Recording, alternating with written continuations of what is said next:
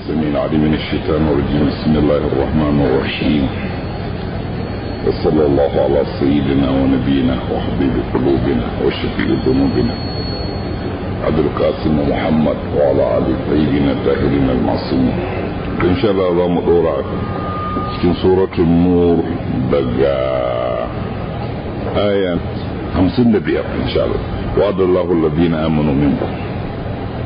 أعوذ بالله من الشيطان الرجيم. بسم الله الرحمن الرحيم. وعد الله الذين آمنوا منكم وعملوا الصالحات ليستخلفنهم في الأرض كما استخلف الذين من قبلهم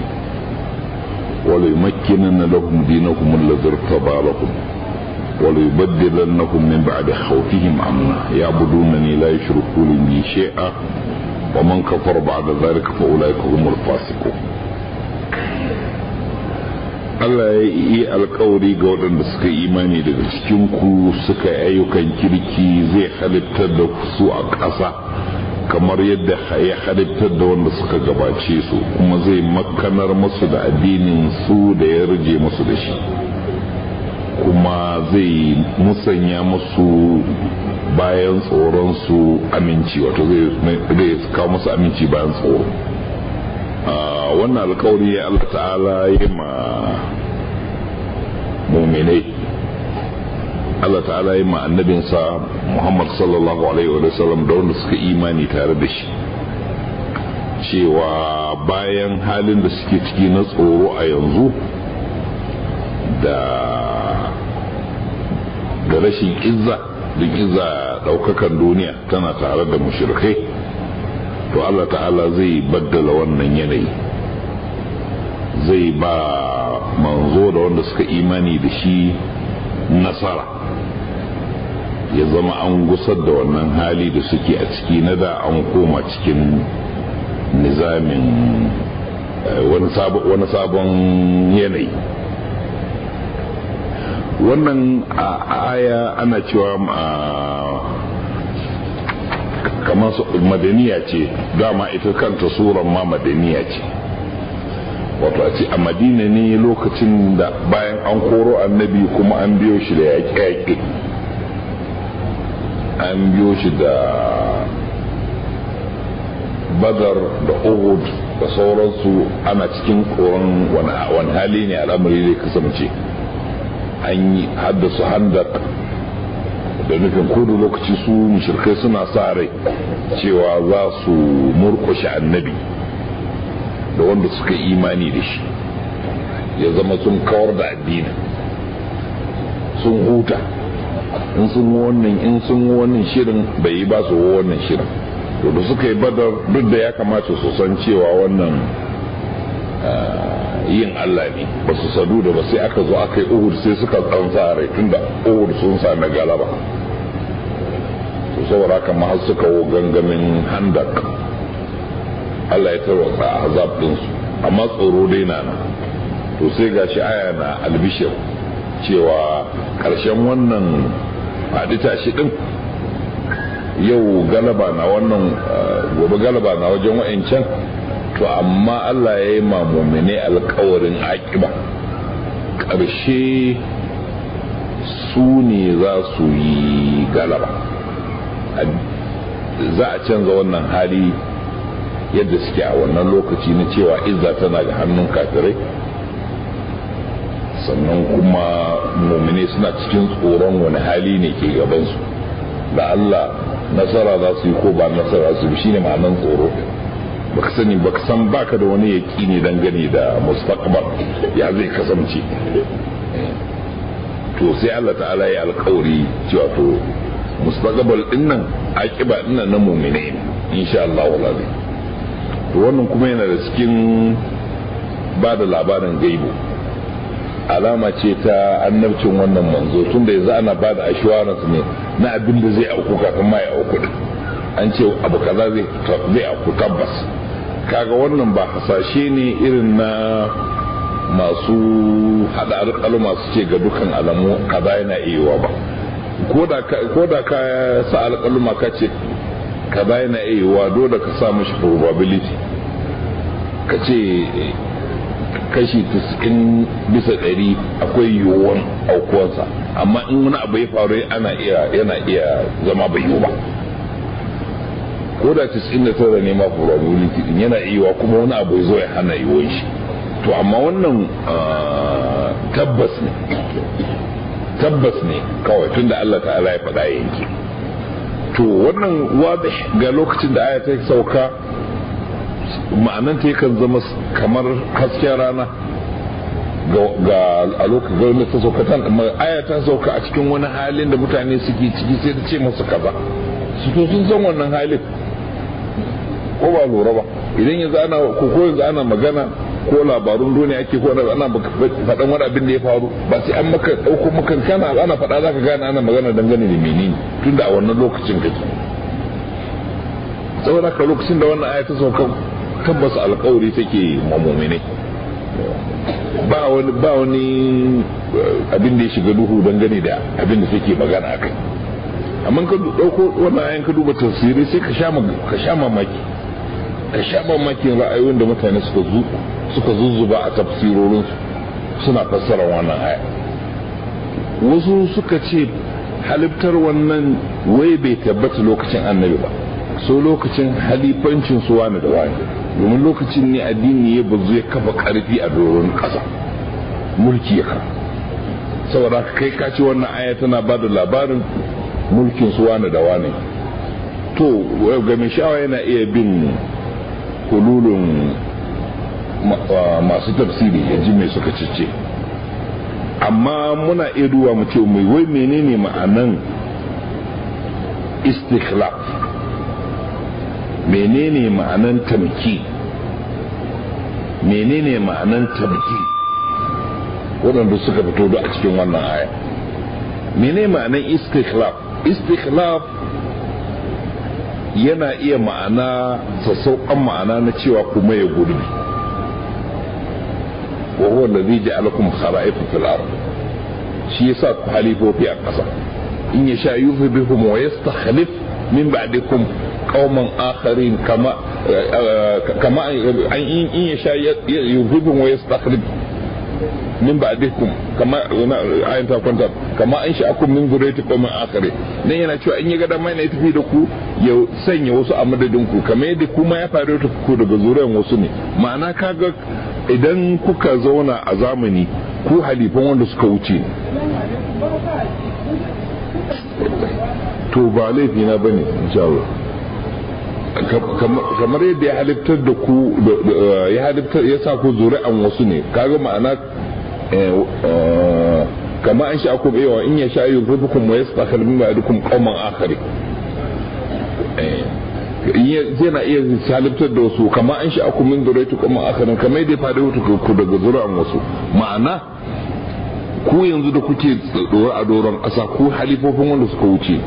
wannan sassauƙan ma'ana ne na halittarwa, ma'ana wasu sun wuce wasu mai gurbin su. Har wala yau halifci na yana nufin yana iya nufin wani yanayi sabanin nada, kamar yadda aka ce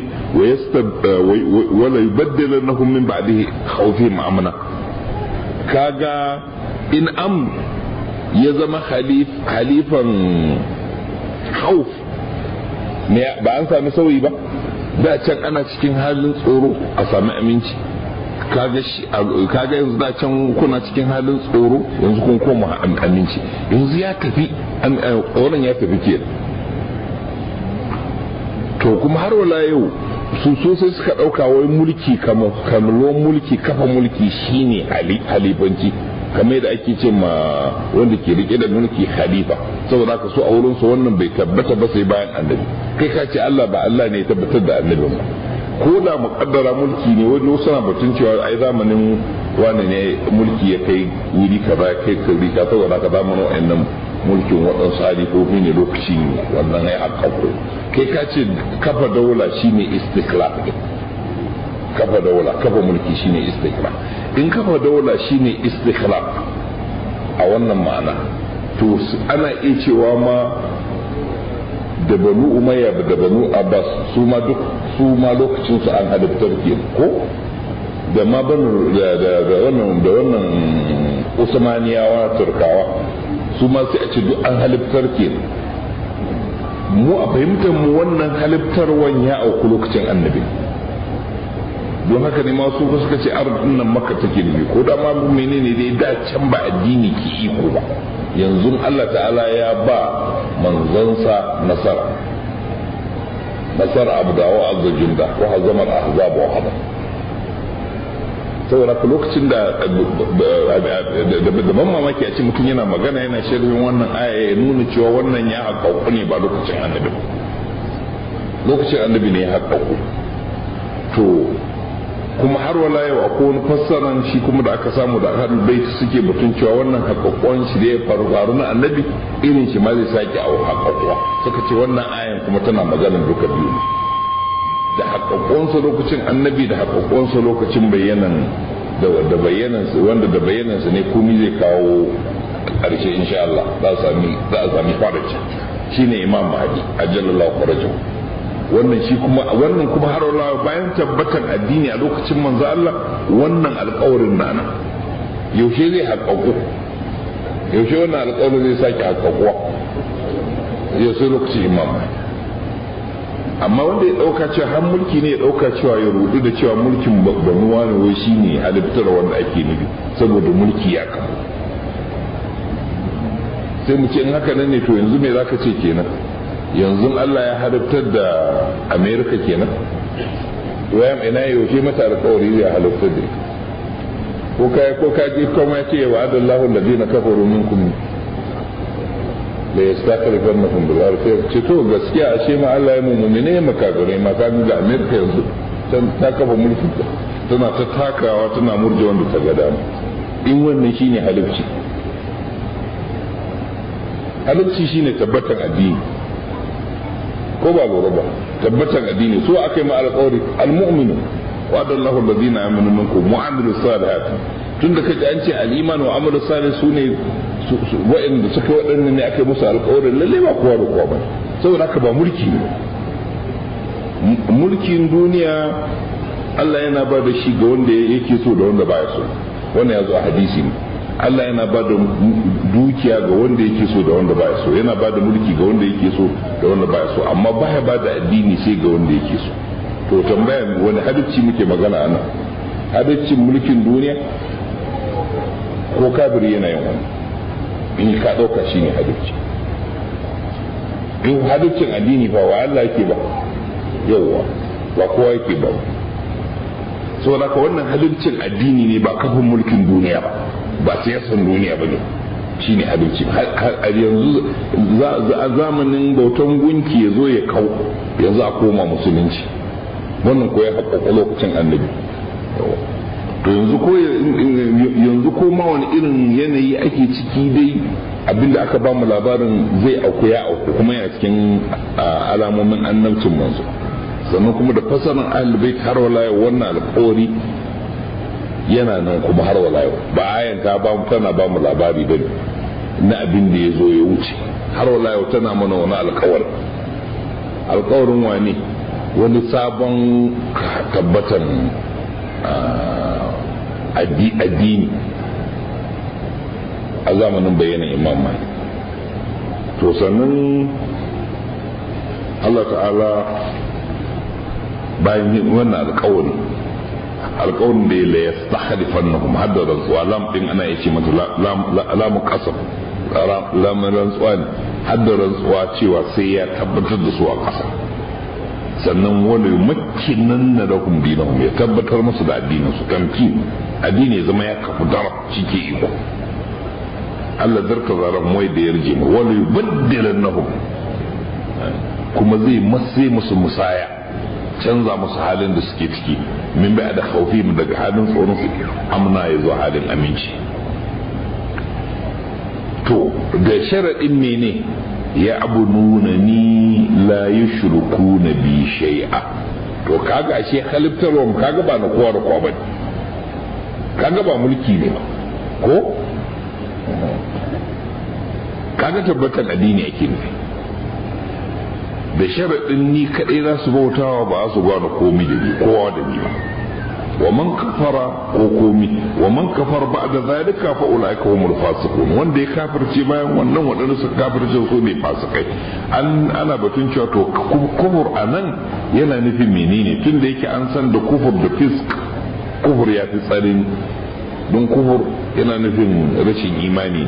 fisk kuma yana nufin sako ne da tada zai ka ce to kufur iri biyu ne akwai kufurun nema wala Allah bayan Allah ta'ala ya muku wannan in bayan nan kuka canza kuka yi kufur ba na kunce kowa musulmi ne kuka yi butulci kenan ba ku gode ni'imar da Allah ya muku da yin shukura da ci gaba da da'a ba to in kuka ba da wanda duk suka bayan Allah ya musu wannan su ne fasikai masu fita da da'a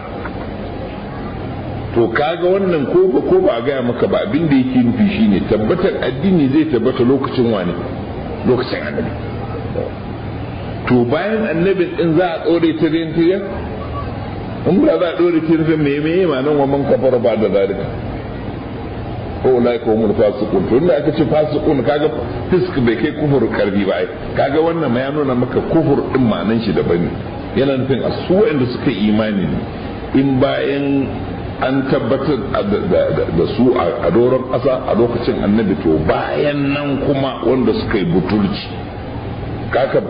wannan ba da labarin gaibu ba ne kaga za a yi butulcin ko ba za a yi ba yawwa ma'ana kenan to daga nan kuma in wa'anda suka yi haka nan ba yana nufin shi kenan komi ya yi daidai tun da mulkin musulmi ne ba to fa ulaika humul fasiqun wa'annan sune wanda suka fitar da kada fisk shine khuruj a luga amma ana yi mishi kinayan khuruj an al-ba'a da cewa shine fisk ita da kada wannan sun fitar da kada to kamar da muka ce duka wannan ayan tana ba da labarin abin da zai zo ne kuma wannan ya haƙƙo in ka duba tarihi zaka ga addini ya tabbata lokacin annabi na bayan shi komai ya tafi lafiya lau a to man kafara ba da zalika ba fa ulaika suwa ne kenan humul mene humul muslimuna as-salihuna to kaji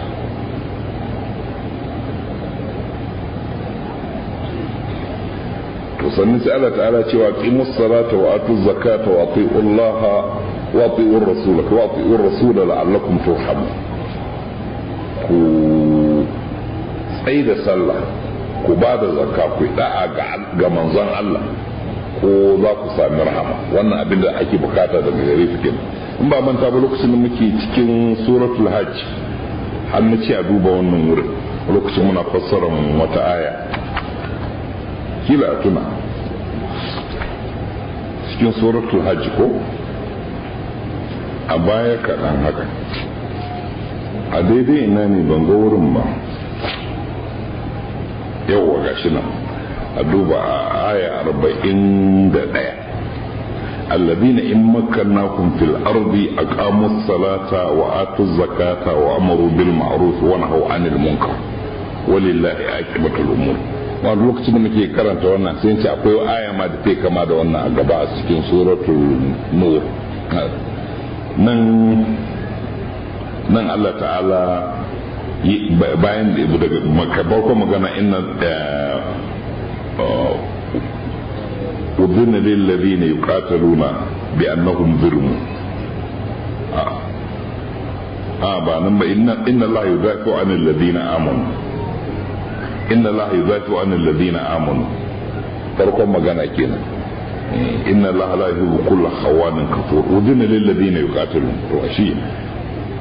to shi ke ne wannan udhina lil ladina yana idan ma farko udhina lil ladina yuqataluna bi annahum zulmun wa inna Allah ala nasrihim laqadir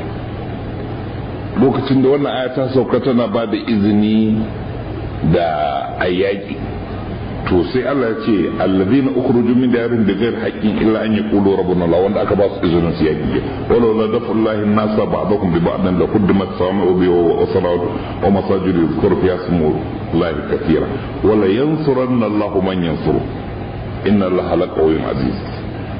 wato wannan an ba da izini ga wanda aka kore su daga gidajensu saboda sun ce ubangijinsu Allah su ne wa'annan su ne muhajiru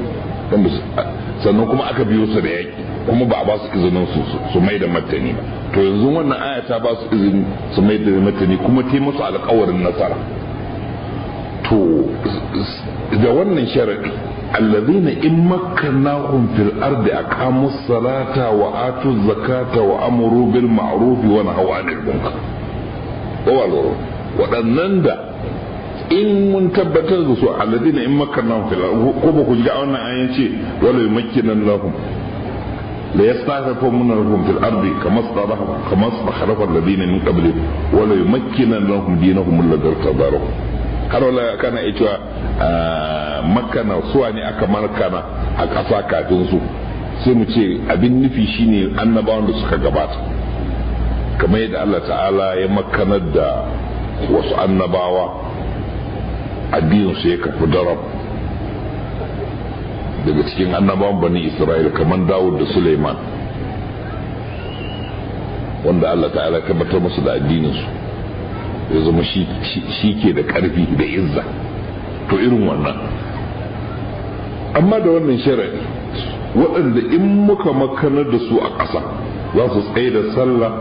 su ba da zakka, su umarni da ma'arufi, su yi hani ga mummuna.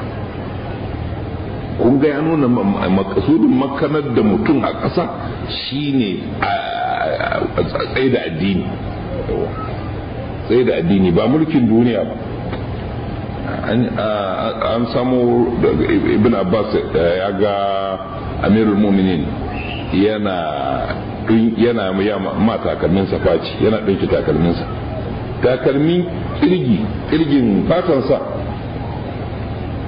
kuma da maɗaukansa haka, to shine ya yage, shine Imam Ali ke ɗinkewa. To sai Ibn Abbas ya ce Amirul da kan kake ɗinke takalminka? Sai ce masa wannan takalman nan za su yi nawa a kasuwa? Sai Ibn Abbas ya ce wallahi ko zubarwa kai a juji ba wanda zai ruwa wannan takalman ballanta na ma a kadara shi da kuɗi, ko dirhami ɗaya ba wanda zai. Amma shi ne takalmin a nuna ce to wallahi kun ga ke ce kaga wannan mulkin naku bai kai darajar wannan takalmin ba wuri na, sai domin in tsaye da adalci, a tsaye da sallah, a ba da zakka, a ɗauki haƙƙin rauna daga wanda ya fi shi ƙarfi a bashi, a ƙwato haƙƙin mawadaci a miƙa matalauci, sai dai dun wannan kawai. In ban da aka ba darajar mulkin ku bai kai takalmin nan ba a wuri na in jami'ai. To kaga ya nuna a wannan daga wannan ya nuna muku makasudin a riƙe mulki ba malam kai sarki ka ji daɗi ba, ka sha shagali ba. A sha shagali shine makasudin mulki ba. Makasudin mulki shine a tsaye da sallah, a ba da zakka. Kun ga kuma abin da Imam Hassan ya sharɗanta ma Muawiya, to shi kenan mulkin duniya shi ya ce ko da za a shekar da jini nan duk musulmi ne shi bai da Larabawa ce ko duk Larabawa su ƙare sai da ya ta yaƙi, in ba shi ne sarki ba sai dai a mutu duk. Sai ce ni in akan sarautar duniya ne to ni ba zan yarda a shekar da jinin musulmi ko ɗaya ba. In wannan ne zan iya baka, amma da sharadi da kaza da kaza da kaza. Yace bai in ce ko za a bar mu mulkin, ce to na yarda. Ya koma mushawara ma ce to ban mallake ku domin a tsaye da sallah ko a ba da zakka ko ya haji ko ya azumin Ramadan ba. Saboda ka yarjejeniyar da muka yi da Hassan na take karkashin kababuna. Khalas. Mulkin duniya. To yanzu wannan zai yi daga cikin halittar mu, wannan bai muku kama wa maman kafara ba da dalika ba. Tun da yake makasudin Makka na mumini a doron ƙasa shine su mene, a tsaye da sallah, a ba da zakka, a umarni da abu mai kyau, a hana mummuna. Wallahi aqibatul umur, da ƙarshe kuma a koma wajen Allah ya saka muku. To kaga anan sai aka ce wa qimus salata wa atuz zakka. To ba ga kama da wancan ba, Makka na a ƙasa. In mun mankarar da ku din, to ku tsaye da sallah, ku ba da zakka, wa ati'ur rasul, da ku ta'a ga manzo da abin da ya ce muku, sawa'in ya ce muku bayana wani za ku bi to shi za ku bi, kar ku saba mashi. La'allakum turhamu, ko za ku sami rahama. In dai za ku sami rahama abin da za ku yi, tsaye da sallah da ba da zakka, wannan ramzi ne ga wajibobi. karka ce me yasa ba a ce azumi da hajji da sauransu da sada zumunci da kaza da kaza, sai mu ce to wayannan rumuz ne. in aka ce ka tsaye da sallah ka bada zakka an ce ma ka yi sauran wajibobin da ya hauka ka, wato wayannan mafifitansu aka gabata. mafificin haƙƙin Allah mene ku gaya man, muna ji kun shiru. haƙƙin Allah kanka wanne ya fi duk? ku ce sallah. yawa to mafificin haƙƙin sauran mummune kuma akan gaba. yawa to kaga ma'ana ku haƙoƙin Allah da na mutane duk ku ba, ko ba a faɗi sauran tun da an faɗi muhimmansu. saboda kaga tun da aka ce sallah ba sai an ce maka azumi da haji ba, tun da aka ce maka zakka ba sai an ce maka ihsani ba ga yan uwa na zumunci da makwabta da sauransu, duk sun shi ya shiga ciki. to wa ati'ur rasula, man yuti'ur rasula faqad ata'a Allah, ku bi manzo kan abin da ya ce muku. to in ko kai haka nan me za ku samu daga wajen Allah? rahama. ko haka nan za ku kun tsira lafiya. la tasabanna alladhina kafaru mu'jizina fil ardi wa ma'awahum an-nar wa bi'sal masir. wadanda suka kafirce wa karka tsammace su gagararru ne a ƙasa, bar ganin su ke da iko suna ta abubuwa ba abin da ke samun su. baka ga wuta ta sauko ta sama ta kona su, ko sarka ya bularo daga sama ya zarge musu ya jinyi suna kururuwa ba. karka dauka su gagarau ne. Allah ta'ala yana guji ne. in kun tun da karatu mun na Najil wala ga shekarun jiya cewa ba an fi karfin Allah bane, yana gwada mutane ne. yawa to karka dauka su kafirin da suna ta wada kasa, suna abin da suka ga dama, har suna izgili da mu'mini, suna cewa za su kashe ku, za su murkushe ku, za su ga bayan za su share su a doron kaza, za su yi kaza, suna ta farna, kuma kaga suna ganin kamar su suke da iko. karka dauka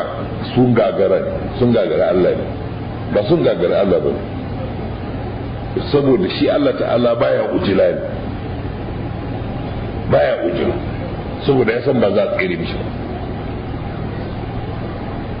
inna ma yu'ajjilu man yakhafu al-fawt, mai jin tsoron za abu zai tsere masa zai kubuce masa, shi ke yin gaggawa kada abin ya tsere. to Allah ta'ala yana jin tsoron su guje masa. wa mawahumun nar, makomin su wuta, abinda aka yi musu tanji na ukuba na wuta ya wadata a basu sai abinda suka ga daman yi a doron ƙasa ba wani abu ne. in sun je wuta shi kenan, wanda bi isar musul tilma wannan makoma wuta din. an ce wa mala'iku sun ce wa Allah ta'ala ya rabbi kana ganin fir'auna yana wannan barna a doron ƙasa, yana ta yin ka jarire ba a gama da shi a huta ba. sai Allah ta'ala ya ce da su da kun san wutan da aka yi masa tanaji da kun ji tausayinsa, a kyale shi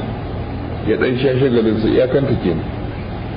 sai mutum ma yana wannan butulcin, sai ma a ƙara masa lafiyan jiki da tsawon rai da yarwan dukiya. ƙarshe sai me ya dinga zama kenan. in aka zo ƙarshe sai me ba sai an mashi gaggawan azaba ba, sai an mashi gaggawa ba. to bar ganin wa'annan duk abin da suke, amma ba sun gagari Allah bane, amma Allah ta'ala yana gwada mutane. to wannan su mutane abin da ba su sani ba shine idan Allah ya gwada mutane sai su dauka kamar sun fi karfin Allah ne, ko kuma su ba wai ya zubillahi ma su dauka su mumine ne ba akan gaskiya ba. domin irin wannan gwaji a lokacin annabi kaga an alƙawarin tabbatan addini. to amma bayan annabi ba a sake wannan alƙawarin ba, sai na bayyana imam wannan jazamin yana saura ko ba ka da tabbas an zai tabbata ko ba zai tabbata. don haka ne ma ko kamar in kun ba hukumanta da karatu mu na shekarun jiya, amirun ne yake cewa ainihin duk lokacin da al'umma hada rantsuwarsa wa'ayen mulla suna rantsi da Allah, al'umma ba ta taba saba ma manzanta bayan mutuwarsa ba ce Allah ya sallada ma'abuta batil akan ma'abuta haka cikin. to sai Ammar Yasir ya ce to fa jama'a mu ne muku bayani, ya ce muku tun da wannan al'amari lam yastaqim fi awwalihi fa lan yastaqim da akhir, tun da bai tsaya ba a farkon shi, wato farko ba da ni da shi ba rasu annabi, to ba kuma zai tsaya ba daga ba za a dawo kuma a saboda haka yanzu ku ta kan kawai sai gara ka tsaya kyan albashi ka mutu akan gaskiya, amma kar kai fatan cewa wai za a murkushe wayannan fasikan addini ya dawo kudar, sai dai ka tsaya kawai ka nemi uzuri wajen Allah, wannan ku abin da suka yi ke wa man kafara ba da zalika fa ulai ka umul fasik. To wayanda suka kafirce ba sun gagara bane, Allah yana iya kawar da su cikin kimtawan ido, amma baya hakan saboda mene, nan gidan aiki ne ba gidan jaza'i ba, gobe kiyama ko gidan jaza'i ne ba aiki. To in suka je gidan jaza'i na da su wa ma wahum ina wa ma wahum an-nar wa bi'sa la bi'sal masir, ai zan ji wannan aka aike su azu min jahannam, ba sai an musu gaggawan uba nan ba, sai a kyara siwa da kan da suka ga dama, saboda ka ban na ga kafirai ba gama da su ba, sun gagara ba ne. To wannan maganan alƙawarin kaga wannan akwai irin wannan magana, akwai sanya rai ga mutumin da yake ta fafatawa, yake wanda yake gwagwarmaya bai san cewa ko ya za a kare ba, sai aya ta zo ta ce mishi albishirinka, kaga da zai kaga ko da ma kashe ka za a yi gwagwarmaya ɗin, za ka ce to masha Allah, kafin in ma za ka yi wasiya kafin ka tafi sai ka ce ma yayanka to alhamdulillah mun yi namu ko kuma ku miƙe insha Allah, ka san jewa ba wani matsala. Amma in kana gwagwarmayin baka san cewa zai yi ko ba zai yi ba, ka ga ainihin kana yi kenan kawai, ko ba haka ba. To wannan kotun da aka ce alƙawarin Allah gaskiya ne masha Allah. To wannan alƙawarin yana na har yanzu ba an ba mu labarin abin da ya faru bane, har wala an ba mu labarin abin da zai yi. ya ayyuha alladhina amanu la yasta'dhinukum alladhina malakat aymanukum walladhina lam yablughu al-hulma minkum thalatha marrat. Wannan ayan tana da tsawo, bari mu dan gutsu salat kadan. Ya ku wanda kuka imani, waɗanda suka waɗanda damanninku suka mallaka, da kuma wanda ba su isa mafarki ba daga cikin ku su bi da izini sau 3. yau da kullum a zaman gida yadda ake zaune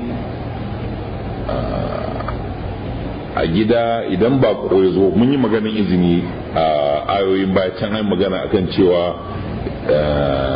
kar ku shiga gidan da ba na ku ba sai kun nemi izinin mabuta gidan, har aka ce in an ce ba ku koma ku koma. Mun yi bayani a can a wannan mahallin wanda ba bukatun maimaita. Wannan kamar shi kuma dai fishiratar da zaman neman izini din ne. To in ana zaune a gida fa, kamar in kana zaune a gida ana harkoki, alladina malakat aymanukum a yau suna iya zama masu muku hidima a madadin su, tunda malakat aymanukum a da wanda bayan ku kenan, amma yanzu ne masu muku hidima yau da kullum. Kamar misali kai ba ko na tattaunawa, sai wani kawo ruwa, yaron gida sai kawo ruwa, ko yara yan kanana wanda ba su isa mafarki ba, kananan yara wanda su takar kai na ana zaune su shigo su fita, ko za su aje abinci ko za su ɗauki kwano ko za su mene, sai kaga suna ana takar kai na akai a komo. To ba wanda ta izinin dole sai a ta yi kullum assalamu alaikum ba yanzu ne ka zan ɗauki kwano ne, assalamu alaikum na dawo da kofi ne, assalamu alaikum in shigo da ruwa ne, assalamu alaikum. To yau da kullum zai zama akwai kunci a ta yin haka na, saboda kai kuna zaune a gida, yaro yana kara kai nan shi shiga ya fita. Haka kuma yaran gida su kawo su zo su ɗauki wannan su wanke su shigo da wannan su gyara su kakkaɓe nan su yi sauransu, ba sai sun dinga sallama ba, ko ba lura ba. To sai aka ce akwai lokuta 3 da wanda kuke zaune a gida ba ku bukatar sallama ga juna a daidai wannan lokacin. To da yara ƙanana da kuma masu hidima na gida, to su sai sun nemi izini a daidai wannan lokuta sau 3 lokuta 3 ma'ana min qabl salati al-fajr wa hina tad'una thiyabakum min ba'da zahirati wa min ba'da salati al-isha kafin sallar alfijir da yayin da kuke aje tufafin ku bayan na garjin rana da kuma bayan sallar isha. To wannan kana zaune a ɗakinka daidai wannan lokacin garjin rana misali, mu fara da wannan misali, lokacin garjin rana kafin a zubo to mutum yakan ciccire tufansa ya ji iska. To a daidai wannan lokacin yaron gida ba sai kutso ce ya kawo maka ruwan sha ba tare da ya nemi izini ba, sai hanka da labule ya shigo ya aje maka wani abu ko ya ɗauki wani abu ya ce rigar da ka cire ne zai je wanki, sai ka ga an gaɗo labule ya kusko kawai. Don a lokacin zafi zai sa kana tunanin ka ciccire tufafin ka iska ta ratsa ka da garjin rana. Hakanan amma bayan garjin rana an tashi an yi sallah a zuhur, to daga nan har la'asar har magariba duk kuma ana kara kaina a shigo da tuwo a dawo da kwanan miya a ɗauke wancan aika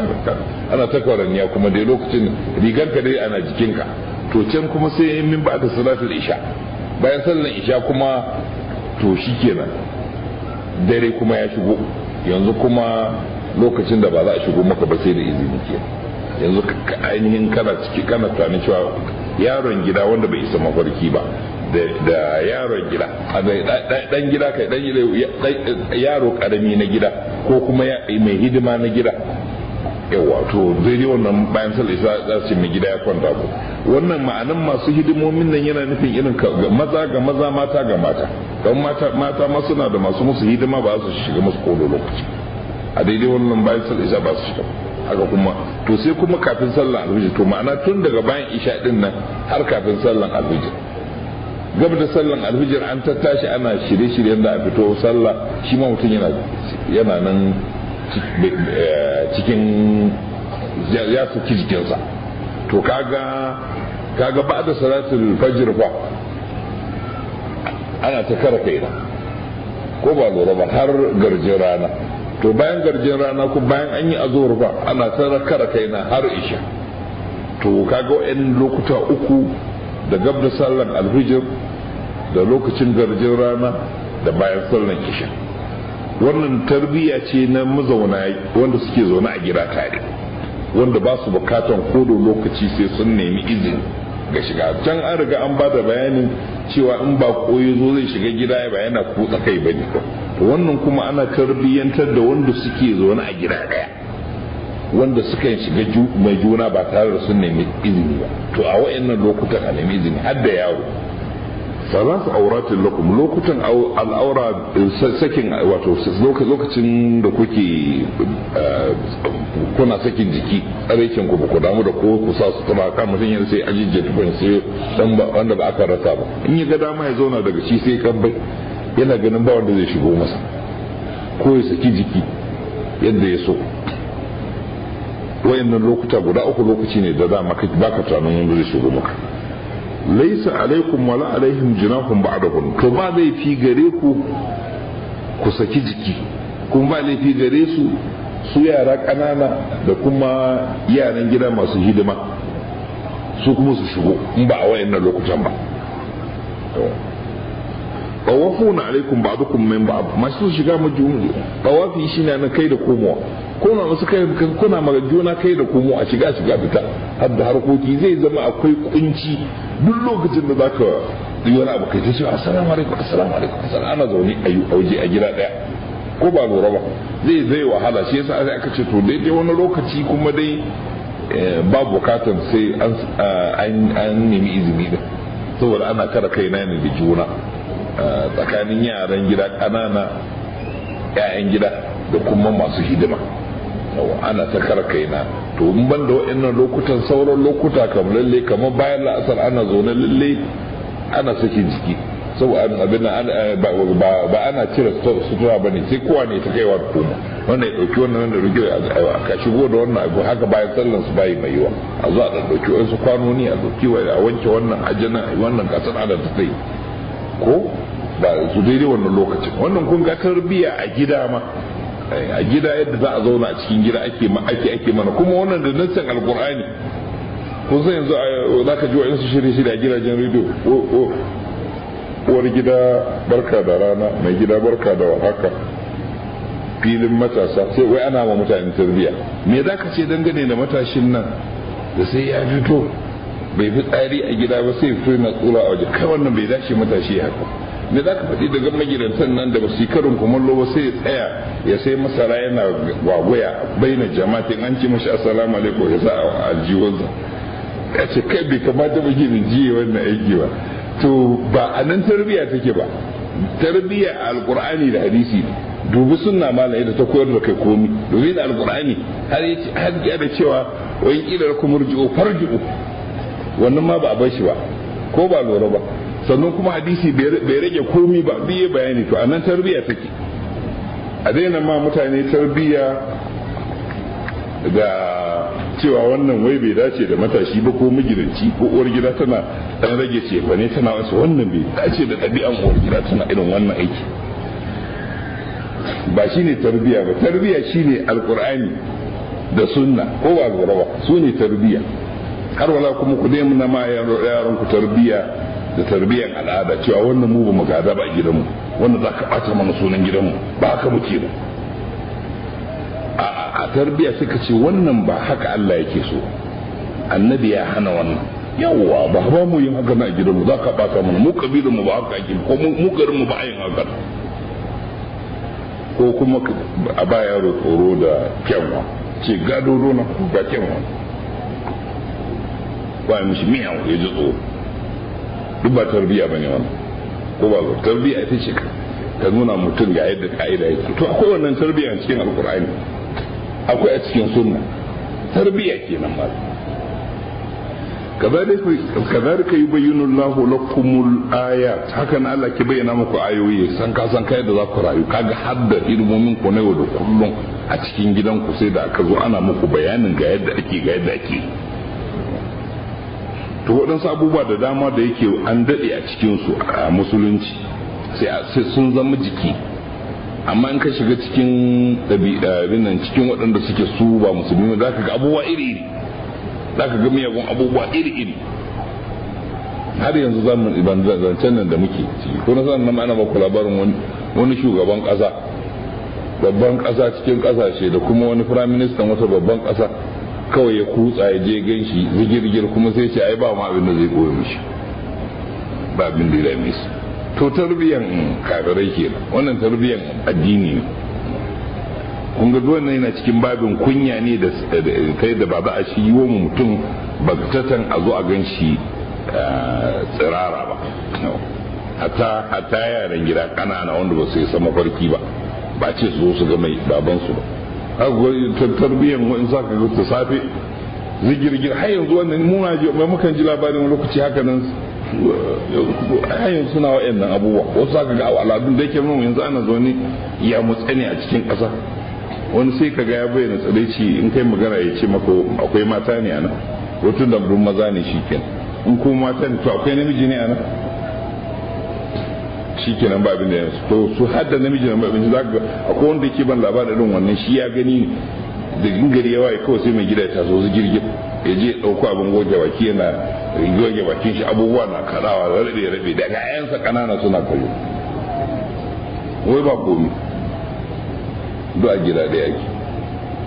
To tarbiyyar maguzanci ke ko kuma bayan sallah isha ko mutum ya shiga abin da shi hidimansa zai girgir, kowa ya shiga gan shi ma ya fito haka. Wannan wasu na ba mu labarin wasu je NYSC a kudu, sun zauna suna sai wani ya zo kawai ya ce musu bude ibe ne, sai suka ganci su girgir, su duk suka birgita, suka zauna suka yi sa'a ya zauna kujeran gwado ya aje fitilan kwai waje ɗaya, suka yi tafiyar suka ji a ce yana da hankali, sun ɗauka mawakaci ne, suka ga yana ta magana na hankali, zuwa can sai ya ɗauki fitilan sai tafi su girgira bin shi. Kashe gari sai sake dawo, suka ce me sha ba ka saurin ce ba ana zafi ba. To ni ma na ga irin wannan, mun muna ɗalibai mun tafi za mu tafi jami'an Lagos wani taro, sai muka sauka a jami'ar Ibadan, dare ya mana da motan jami'a, sai su aka ba mu sauka a dakunan kwanan dalibai. Na kwanta yana bi da safe sai na ga wani ya tashi haka nan zigirgir, ya ce barka da yana ta fara, ya ce ai na zo kana bacci, ni kuma na tsukon da zuwa na gina, ya ce ai na zigirgir sai yana magana. To su a wurin su ba komi bane yawa. To shi kenan a tarbiyan maguzanci kenan, a tarbiyan musulunci tsaraici ana kiyaye shi ne, ko ba lura ba, wani abu ne wanda yake bisa ɗabi'an ɗan da ya kamata ya zama yana jin kunya gan shi tsirara. Da ku faɗin mal'uni ne mai bayyana tsaraici, mal'uni ne mai leƙawa ya ga tsaraici. to wa idza balaga al-atfal minkum al-hulma falyasta'dhinu kama sta'adana alladhina min qablihim. To idan yara kanana atfal din kenan, yara kanana suka isa mafarki daga cikin ku, to su nemi izini kaman wanda suka gabace suka nemi izini, ma'ana sauran jama'a. Yanzu ɗanka na gidanka in ya balaga ya zama ajnabi, an fahimta shi yanzu ba wannan ayan tana magana kan wane ne cewa ba su nemi izini sai lokuta uku, so wane aka ce bayi da ƙananan yara wanda ba su isa mafarki.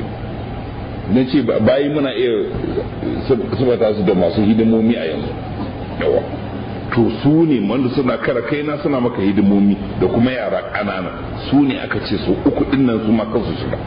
Amma in yaro ya balaga to shi da ajinabi da ɗaya, kuma kaga wannan ya saba ma yadda tarbiyyar maguzanci yake. tarbiyyar maguzanci in kai sallama assalamu alaikum sai gidan yayanka ne kaji sai shi ne kai ne kake sallama sai shi ko ku ji kande wai bala ne yake sallama a mai gidan yau a gidan shi ne kake sallama wai kai mai gidansa ne ka shigo. Amma guzanci haka ake, kanin miji shi ma ana ce masa miji ne amma guzanci haka maguzawa suke yi. Amma yanzu maguzawa musulmi suna yin irin wannan, to sai a ce wai kai da gidanku wai sai ta mamaki ya za ka mishi sallama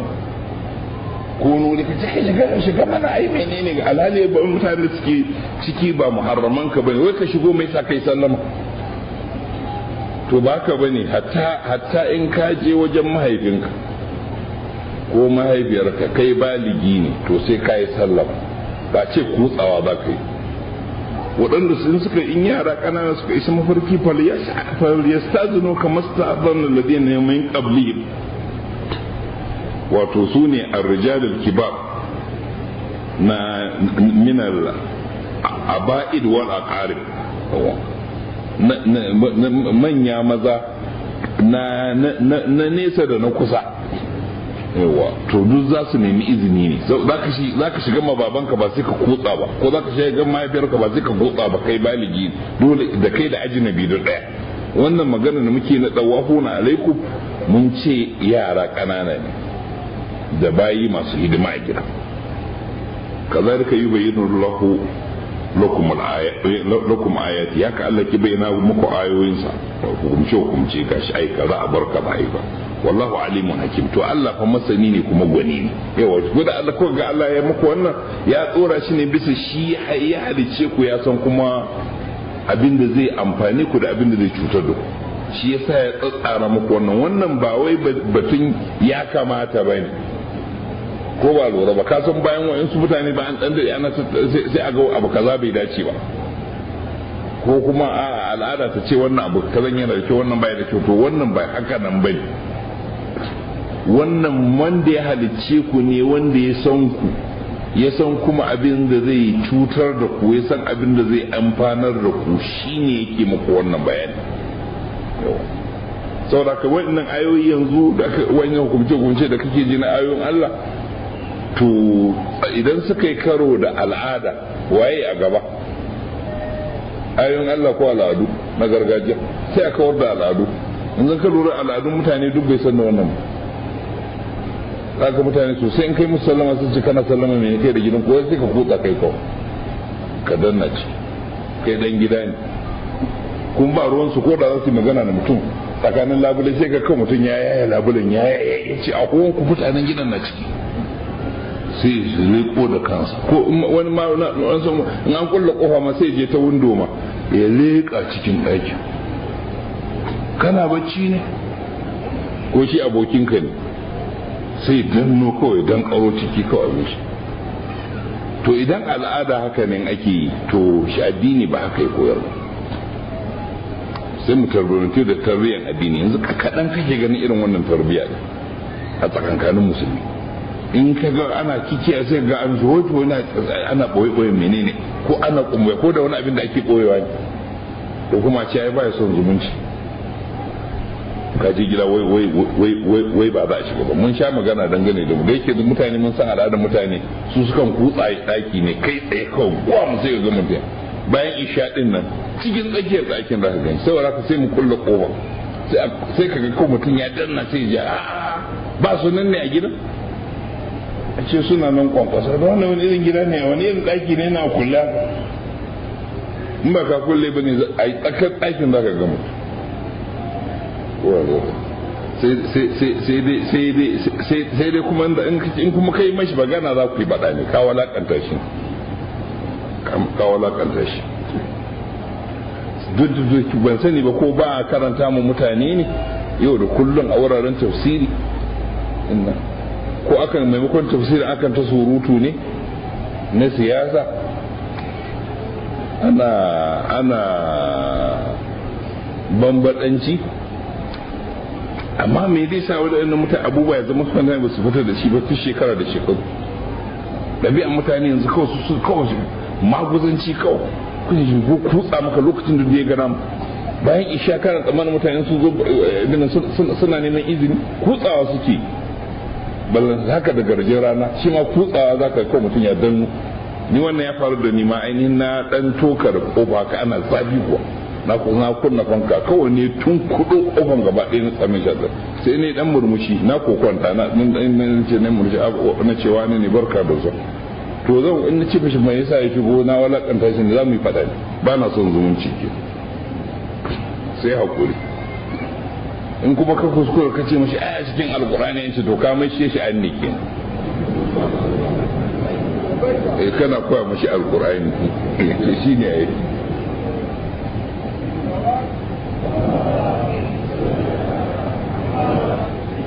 Allah da ya shirya muku wannan kuma sun ce wallahu alimun hakim. Allah fa masani ne kuma gwani, ya san halin rayuwanku, ya san abin da ya dace da ku, kuma ya nuna gwaninta akan yadda ya shirya muku wannan. Saboda Allah ku za ku iya makan ko yana hukumce ba ku san kanku ba ku san abin da zai cutar da ku, ba ku san abin da ya amfana da ku.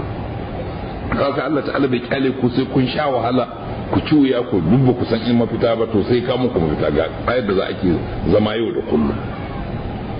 Ka san Allah da yau ɗin hukumce wanda za ka ɗauke su ɗan ƙanana ne, har da yadda za a zo har da yaro ma ya zo ya nemi izini, bayan za a yi kuma ya manta da muhimmin abu kamar shugabancin ƙasa. Shi kuma yanzu aka ce ba ruwan siyasa da addini.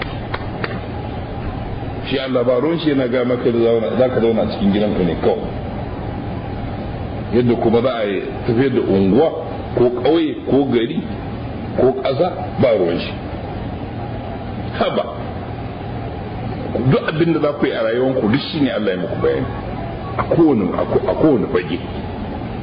والقواعد من النساء اللاتي لا يرجون نكاحا فليس عليهن جناح أن يضعن ثيابهن غير متبرجات بزينة. تو قواعد سوني جمعي na ƙa'ida mace kenan wadda ta yau da kullun ta zama ba ta haila, galiba haka nan ne sai ƙa'adat anil khayl kenan. wato kamar nan ya ce alqawaid wal murad bil qa'ida bil qawaid al ajiz al ajaiz allati la tama ala ahadin bihin. Amma do shi ya ce gajiyayyun mata ne, amma qawaid abin da yake nufi ke wanda suka manyanta cikin mata. Galiba akwai sabani kan cewa wace shekaru ne mace ta kan daina haila, ba wanda ba ta yi samsam ba wanda take yi daga baya ta zama ta daina yi yawa. Ana cewa wasu shekara 50 ko wasu 60 ai ba kwarishiya to kamar tsakankanin wannan 50-60 shikenan mace shikenan ta daina haila daidai wani lokacin da zama haila ba da yake mata. To ka'idan da aka yi na batun hijabi mun batun hijabi a baya mace tana sa hijabi sannan to irin wayannan matan ko su ma allati la yarjuna nikaha wanda ba su fatan su aure ko sun su kai wani shekaru shikenan kuma sun manta batun aure ba su aure. To su waɗannan matan da suka manyanta ya zama kuma ba wato suka kai wannan mikidari na menopause da ingilishi da na an ce menopause sai ga da mutane sun gane wanda suka daina haila din kenan kuma har wala yau kuma ba su sha'awan aure. To su waɗannan falaisa alaihin na junahun an yadda ana siya buhun ba laifi gare su su aje tufafinsu na hijabi wannan na waje ɗin kenan amma gaira mutabarrijatin bizina ba masu tabarruji da ado ba. Ko da aka ce su aje hijabi ba lalai ne su saba ma'anan hijabi mun riga mun bayanin shi a baya muka ce kamar ita mace bayan shiganta na yau da kullun takan ɗauko kuma jilbabi ta sa a sama ta rufe kanta da har zuwa sauran jikinta duk ba abin da ke bayyana sai fuska da tafuka ko kuma shi hijabin nan yana da sharuɗan na ɗaya zai rufe ko ina in ban da fuska da tafi. Na biyu dole ya zama yana da kauri bai zama shara-sharan da ya bayyana abin da aka ɓoye ba. Na uku dole ya zama yana da yalwa bai tsuke jiki ya bayyana sifan abin da aka ɓoye ba. To in ta yi adonta ne yau da kullum kamar muka cewa ainihin adonta ba za ta bayyana ba sai ga wasu muka ce ma'anan ado muhallin ado inda aka saba sa ado na al'ada inda abin kunni kenan da abin wuya da waroron hannu da mundowoyin kafa har aka ce ma kar masu baka kafan su bayan sun rufe kafan aji mai suka boye wannan ya gabata. To idan mace ta manyanta irin wannan ba ita ma dole ce ta sa hijabi din aka ce a bai zama wajibi ba. In ta yi ado irin na yau da kullum ba tabarruji da zina ba ta sa misali kamar al'adan mu anan mace ta kan ɗaura zani ta sa riga ta yafa gyale ko kuma ta sa fatal to shi kenan ya wadata ba sai ta ɗauko kuma ƙyallen hijabi ta sa ba bai zama wajibi ba ko da yake ba an hana ta bane yawa ba laifi in ba ta sa hijabi ba abinda ake nufi kenan ba a ce wai an hana ta ba in ta sa laifin in ta sa hijabin ta yi laifi ba in ta ga damun ba za ta sa ba ko amma gairar mutabarrijatin zina ba mai tabarruji bayyana ado ba kuma ba banda kuma ta shagwalagwalai masu kalkali ta kuma sa wa'insu ka ado ta kuma isa sa wa'insu abubuwa wanda yake ko da yake ta manyanta ta dan tsufa amma kuma yanzu ta sha adon da tana nema ta yi kili kamar yar yarinya to banda haka yau da kullun dai shiga na al'adanci har da adon wanda yake na al'ada ba wanda ya tsananta ba laifi da shi wa an yasta'firna khairul lakum to shi ma wannan aka ce to kai su kame ma yafi musu alkhairi ma'ana ko da ta tsufa ya zama ta sa hijabin yafi wato kun ga ashe wancan ba a babin wajibci bane ko babin an dai halatta mata ne to amma ya ma fi kyau ma ta sa hijabi su kame yafi musu alkhairi ya zama sun sa hijabin su da kan amma ba a tilasta masa hijabi wanda ya nufin yana nufin wanda ba ta tsohota ba damuwa kenan har wala yau kaga an ce ita ma tsohuwa din in tana neman bazawari fa in tana bidan bazawari fa sai ta ji an ce ai ba dole in ta sa hijabi sai ta kawai ka fito sai wani bazawari ya gani sai ce wancan zaura ta koko tana da miji aka ce ka gafa mana ai zaurata ana ɗarma mai ƙarme da to kaga a nan wannan shigan da sai ya jawo hankali ko bai jawo hankalin da ba ya jawo hankalinsa saboda ka tun da isa an sha'awan zan ba zauri to sai da za yi jabi sai wanda dama ba tana neman ba zauri ba to ita wannan in ba ta sa ba komai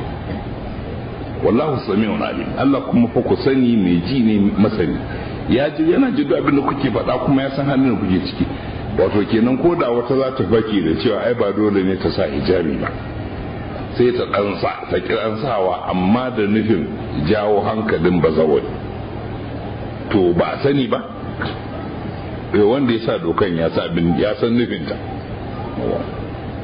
ليس على الأعمى حرج ولا على الأعرج حرج ولا على المريض حرج ولا على أنفسكم أن تأكلوا من بيوتكم أو بيوت آبائكم أو بيوت أمهاتكم أو بيوت إخوانكم أو بيوت أخواتكم أو بيوت أعمامكم أو بيوت عماتكم أو بيوت أخوالكم أو بيوت خالاتكم أو ما ملكتم مفاتحه أو صديقكم باليتي ga makaho hakan nan ma ba laifi ga gurgu hakan nan ma ba laifi ga marasa lafiya haka man ba laifi gare ku ya junanku ku ci abinci daga gidajenku to wannan masu fasara ko wanda suka saba dangane da me ma'anan kawo makaho da gurgu da marasa lafiya albatun cin abinci wasu suka ce gaskiyar magana ita ce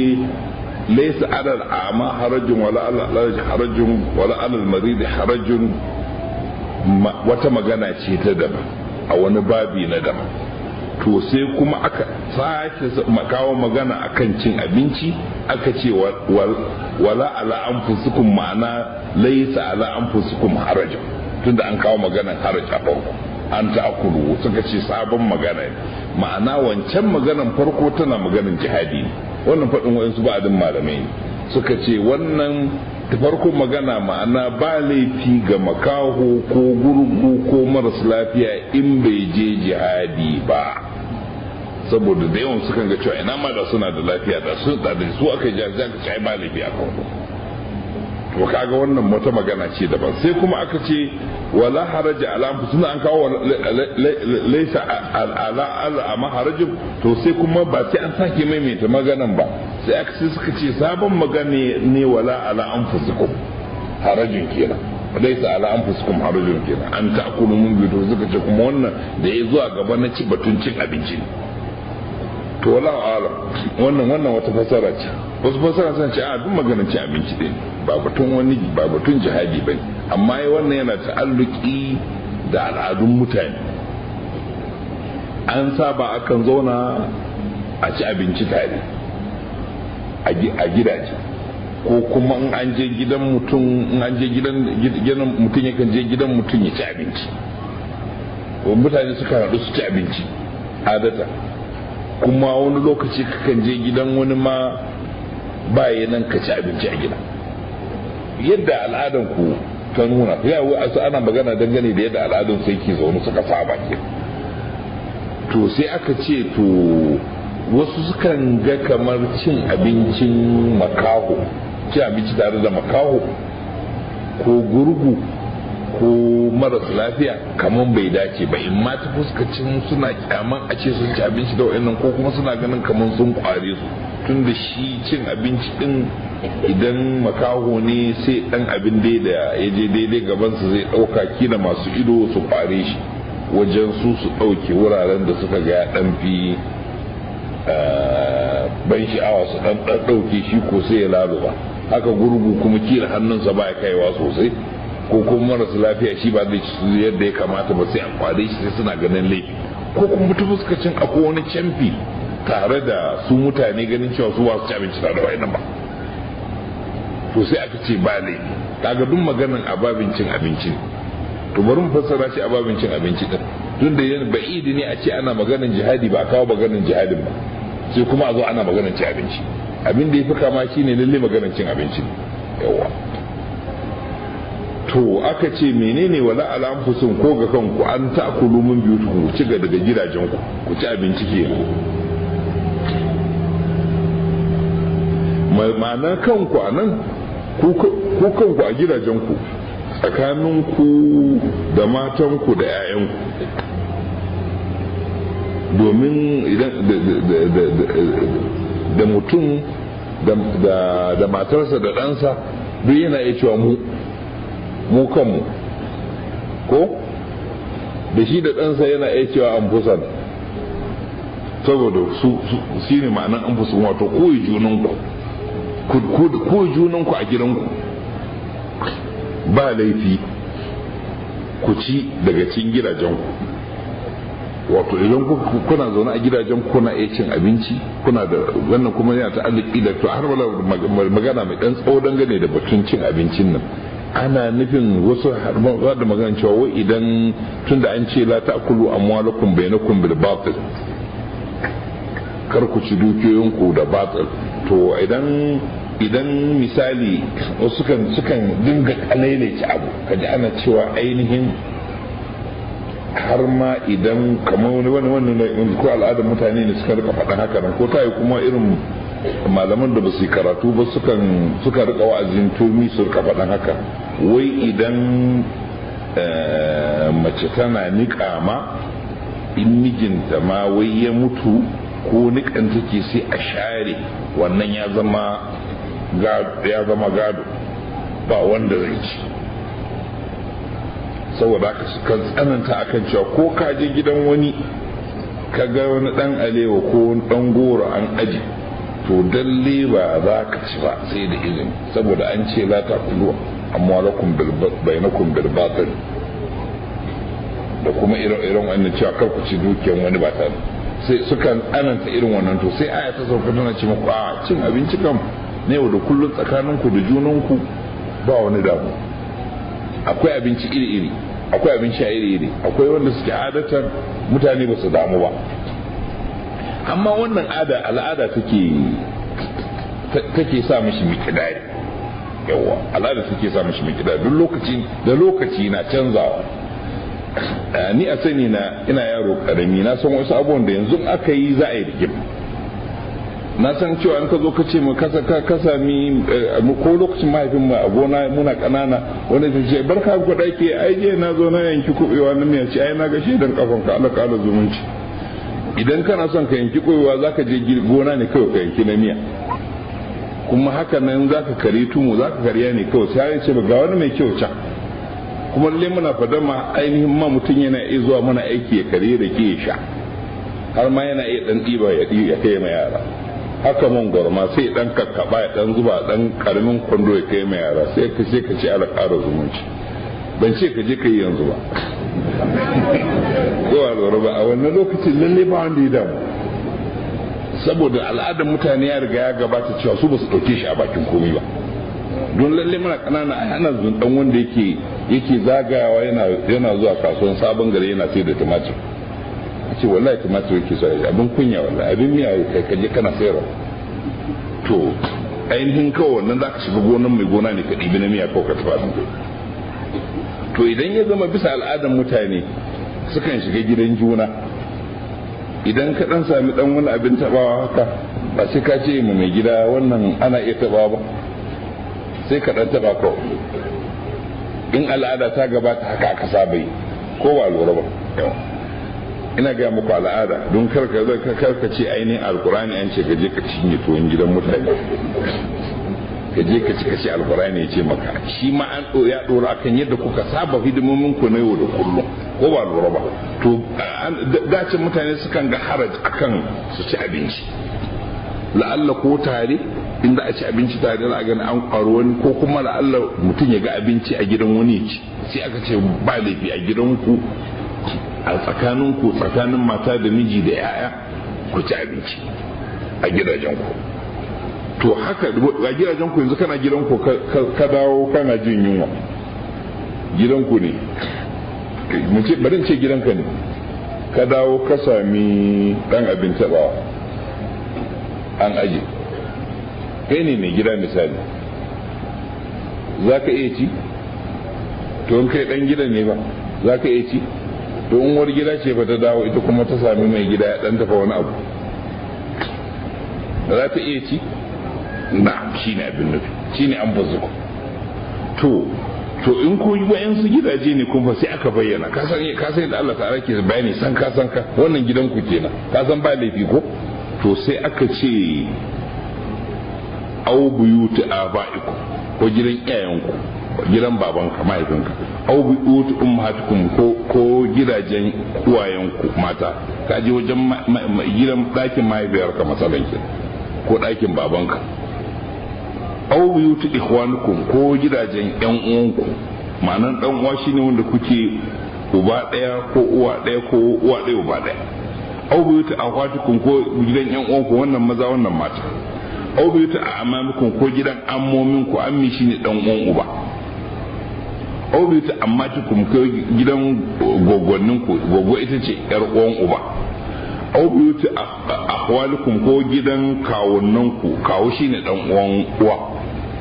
au buyutu khalatukum ko gidan innoninku inna ita ce yar uwar uwa au ma malaktum mafatihahu ko abinda mabudin shi da hannunku ne dama ko ne kasu da din shi na wurin ku dama ku kuke da kwan mabudin shi ina ko sto ne ko wani abin nan sai ya zama mabudi ne na hannunka au sadiqikum ko abokinku gidan aboki shi ma an kaje to malamai sun dan sharhi daidai gurin suna cewa abinda al'ada ta gudana akai ana maganar cin abinci ne cewa yau da kullum an saba abinci dai dan wannan yau da kullum da wanda ba aka rasa ba wanda akan ci ko ne da ko mutane suna da al'adar abincin su mu nan mukan ci tuwo da miya mu sha kura in ka je ka ga wani dan faro kawai sai ka sha haka kuma ba laifi ku je nan gidan ku ci abinci tare domin gida zuwa wani mahalli ka ci abinci akwai tunanin cewa to kana iya ci kuwa sai aka ce to waɗannan dai kana iya zuwa ka ci sawa'un an ci tare ne ko ka zo ka sami abincin ne ka ci duk ba laifi bisa abin da al'ada ta gudana akan yi ban ce maka yanzu in kana iya zuwa ka buɗe firiji ka ga wani abin da aka aje na musamman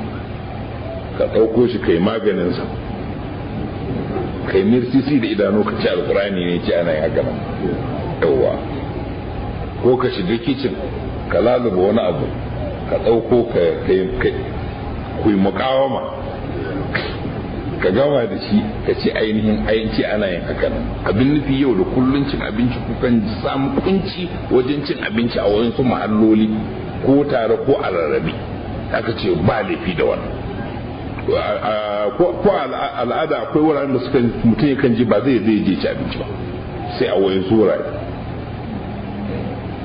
a juri kaza har ma kuma ina karamin yaro kai ka kata da ta rike tana ga man duk gidan da zan iya zuwa in ci abinci ce gida kaza fa sai ce a karkace ana to kuma na kiyaye da wannan duk gidan da aka ce man kada in ci abinci ko an bani bana ci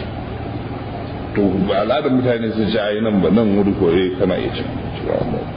an baka kenan kai akwai wanda ko sun baka to za a ci a gida kaza za ka je kana ci abinci wannan abin kunya yare ina to wannan al'ada ne ke nan ku ba wani laifi a irin wayannan wuraren ku je ku ci abinci ko ba lura ba wannan gidan da akan saki jiki ne a ci tuwo ba wanda damu to kamar magana ta gaba da take cewa laisa alaikum junahun an ta'kulu jami'an aw ashtata ya nuna cin abincin nan ba ka je ka sami abinci ne kawai ka ci ake nufi yana nufin kaga in kuka zo cin abinci din nan ba laifi gare ku ce da ku gaye muku ko ku ci tare ko ku ci daban-daban wannan ya ci nasa wannan ya ci nasa ci tare yana iya ɗaukar hanya daban-daban ko a ce kun aje ainihin ƙwaryan abincin gaba ɗaya kuna sa hannuwanku ne ko kuma kun aje wani ƙwarya kuna ɗiba ne tare wannan ya ci a wani lokaci ko kuma a lokaci guda kun zauna a sufura guda kuna cin abinci duk wannan yadda ya muku in al'ada da wani kunci tun da wannan yana ɗore ne akan dusanin yadda al'adun larabawa yake a da yanzu shari'ar musulunci na koyar da su yadda za su rayu ba sabanin yadda al'ada ta gudana yawa to saboda haka yanzu in ko zo zauna zaman cin abinci ko ku ci tare ko kowa ya ci nasa daban duk babu laifi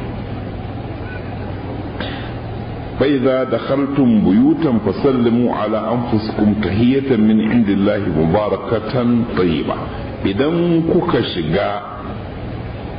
gidaje to ku yi majunan ku sallama, ma'anan ku yi majunan ku sallama, ku wannan yi ma wannan sallama. yawa kamar yadda Allah ta ce wala taqtulu anfusakum a suratul nisa, yana nufin kar ku shaka kanku, ma'ana ba kowa ya kashe kansa ba kenan, kada ba'adin ku su kashe ba'adi kenan. yawa har ma aka ce ba laifi ma ga mutum ya sallama ga kansa, kamar yadda muke cewa a sallah assalamu alaina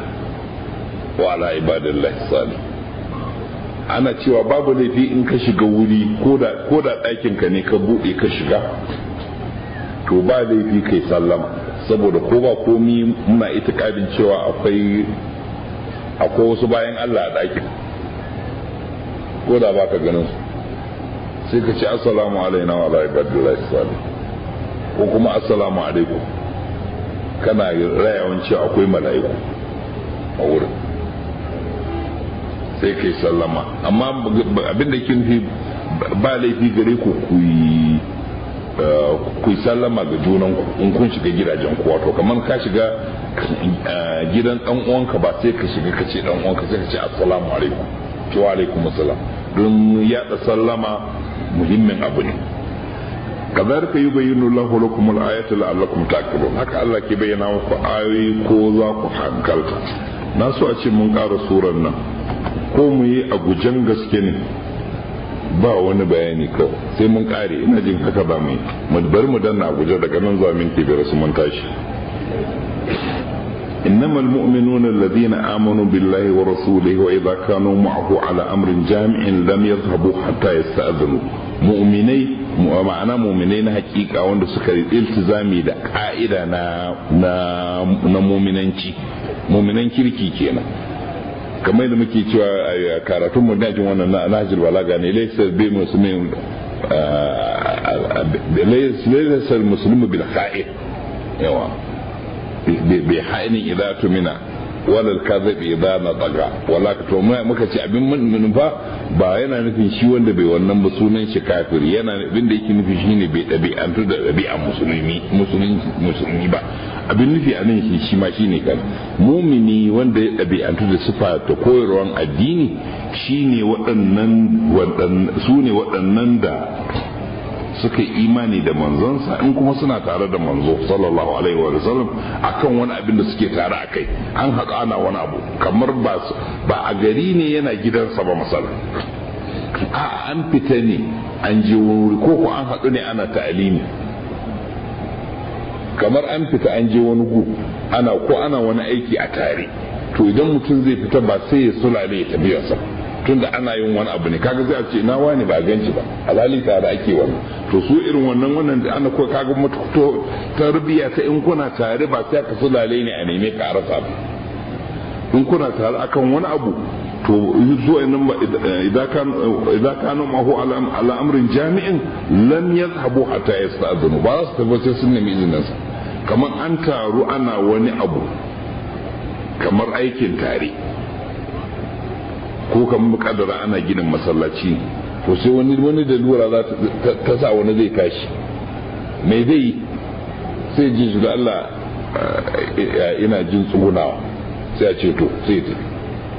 ko kuma da Allah ina son in je in sha ruwa ko zan dauko abu kaza, ba sai a neme shi a rasa ba in ana tare, ko kuma an fita ana tafiya sai shi ya bauɗe wani wuri sai a neme shi a rasa, ba yin haka nan ana tare sai a zo a nemi izini. wannan kaga an koyar da wanda suke tare da annabi ladabin zama tare, yawa ba sai annabi duba bai ga wani ba ya ce ina wani a ce ai ba sai inda ya rufa ba. to irin wa'annan innal ladina yasta'dhirunaka ulaika alladhina yu'minuna billahi wa rasulihi, waɗannan da suke neman izinin ka su ne ya kai wannan manzo, su ne wanda suka imani da Allah da manzonsa, imani na gaskiya, wanda suke ganin akan su suna tare da annabi a matsayin shugaban su ne, kuma ba za su yi abu ba su gaban kansu su yi sai sun nemi izinin sa, ba kawai sai a ji ba a nemi mutum a rasa ya tafi yana nasa sabga ba. fa idza sta'adhanuka li ba'd sha'nin fa adall min shita minhum wastaghfir lakum Allah idan sun bi izinin ka na wani abu na sha'anin su za su je su yi wani abu to ka ba su ka ba duk wanda ka so ba shi izini ka ba shi izini ka nema musu gafaran Allah inna Allah ghafurur rahim Allah mai gafara ne mai jinka in mutum ya kawo uzuri ce wallahi ba zan iya zama ba saboda akwai laluran kaza ina son in je to shikenan Allah ya kiyaye to shikenan sai ya tafi wannan tarbiya ne ake ma waɗanda suke tare da annabi su san cewa in za ka fita ba kana sulalewa ne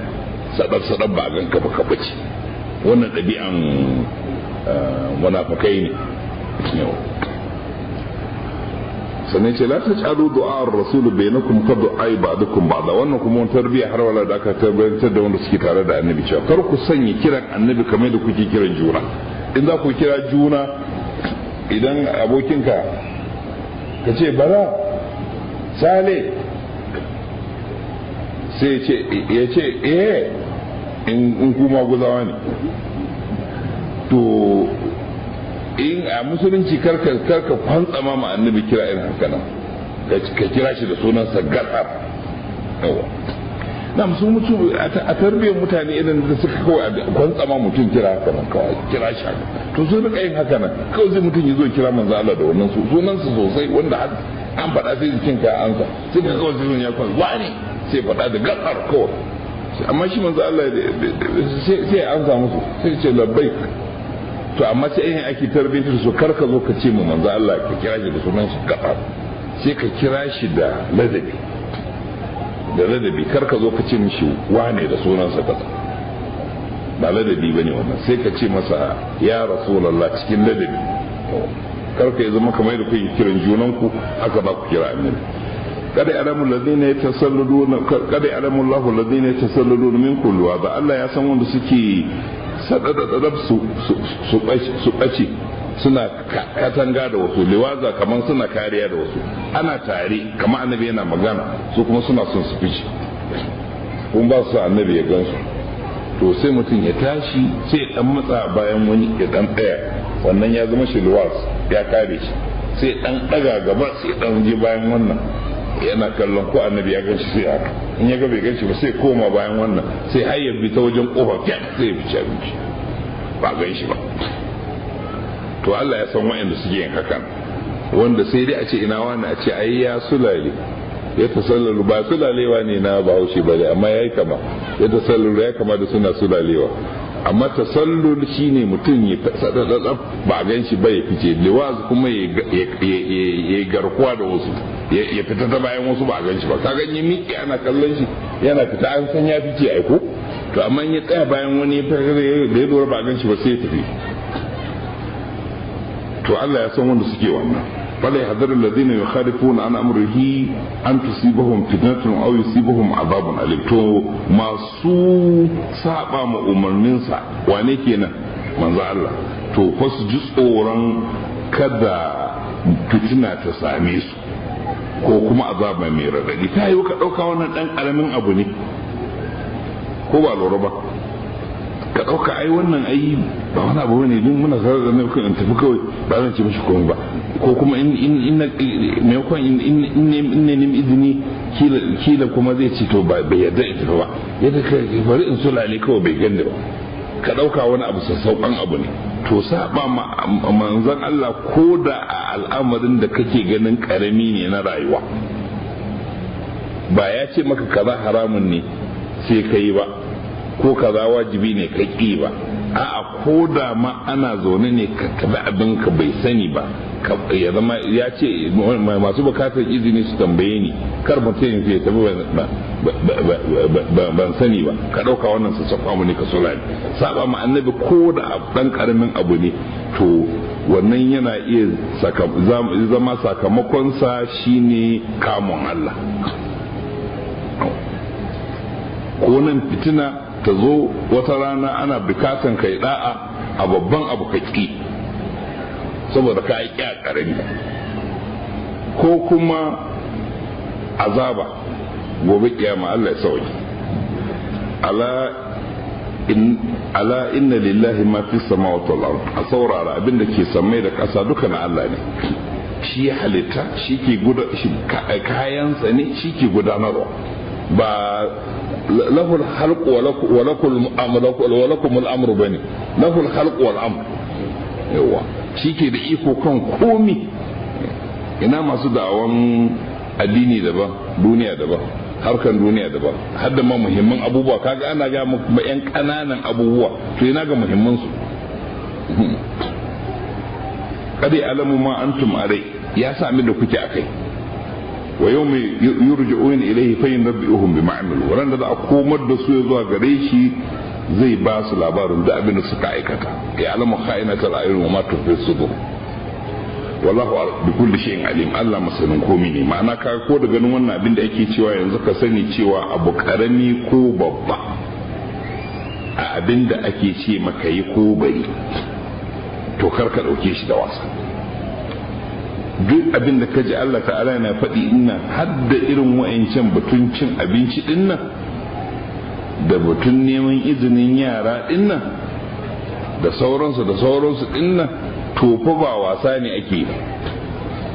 umurni ne da hani yawa umurni ne da hani daga mahalicci kuma ya san abin da duk kuke yi to ka ko tun da ya san abin da kuke yi gobe kiyama za ku ji bayani sanka akan dan abu da kake ganin dan kankani ne in mai kyau ne sai ya saka dawama a aljanna abin da kake ganin shi dan kankani ne in mummuna ne sai ya saka dawama wuta ba ruwan Allah shi umarninsa ne ka bi kana girmama shi to sai ka sami daraja in ko barin zama wanda zai tajarru'i ya san Allah ya ce a bari ya ce yayi din to ya ka gani malam in ka Allah kuma ya kama kai ce to tunda kai maka ce abinda nake kai ka ki kai din to ni kuma akwai wanda wurin da in za na ga dama in saka kuma na ga dama ba zan fitar da kai ba to ya kai ya kuma saboda haka Allah ya san da abin da kuke aikata ku yi takawa ya zuwa ga Allah in iyawu wa sallallahu ala muhammadin wa alihi tahirin